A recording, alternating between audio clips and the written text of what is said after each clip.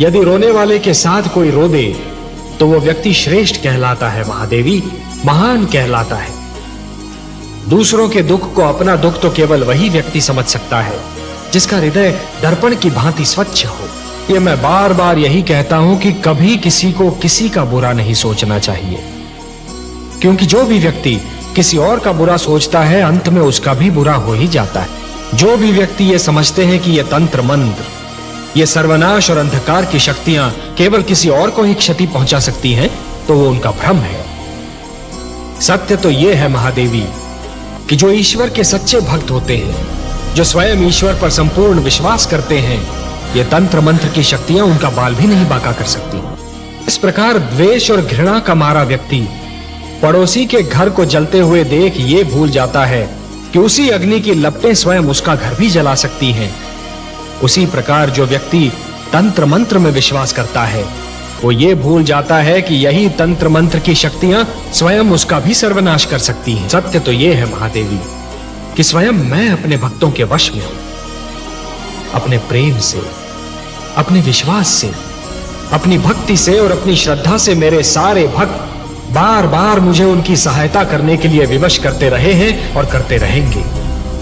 और मुझे अपनी इस विवशता पर कितनी प्रसन्नता होती है, इसका मैं क्या वर्णन करूं महादेवी, इसका मैं क्या वर्णन करूं महादेवी। कि जिस प्रकार जब एक पुरुष भटक जाता है तो केवल एक ही व्यक्ति भटकता है, परंतु जब एक नारी के पैर डगमगाने लगते हैं तो समस्त परिवार डगमगा जाता है। उसी प्रकार जब एक शिष्य भटकता है तो केवल एक ही छात्र भटक जाता है, परंतु जब एक गुरु भटक जाता है महादेवी तो समस्त छात्र समाज भटक जाता है। महादेवी, जो मृत्यु से डरते हैं वो जीवन जीने के लिए सिद्धांतहीन समझौते करने लगते हैं, और ऐसा सिद्धांतहीन जीवन मृत्यु से भी बुरा होता है महादेवी। इतिहास साक्षी है कि जीतते तो वही हैं जो मृत्यु के भय पर विजय पा लेते हैं, और सिद्धांतहीन जीवन जीने वाले तो कायर होते हैं महादेवी। आपने सत्य कहा कमल नयन। मृत्यु से क्या भयभीत होना, वो तो एक दिन आकर ही रहेगी। किंतु मृत्यु के भय से जीवन का सुख चैन खोना मूर्खता है। जिस प्रकार अग्नि सूखी लकड़ी को सरलता से जला देती है, उसी प्रकार क्रोध सुंदर भावनाओं को सहजता से भस्म कर देता है।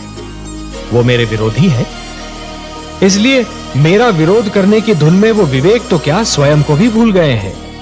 मेरा विरोध करने की भावना उनकी विद्वत्ता पर भारी पड़ चुकी है महादेवी।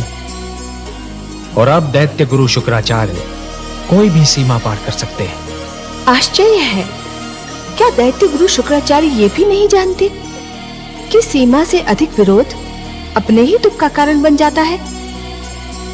नहीं जानते महादेवी, दुर्भाग्य से वो इस सत्य को नहीं जानते, पर अतिशीघ्र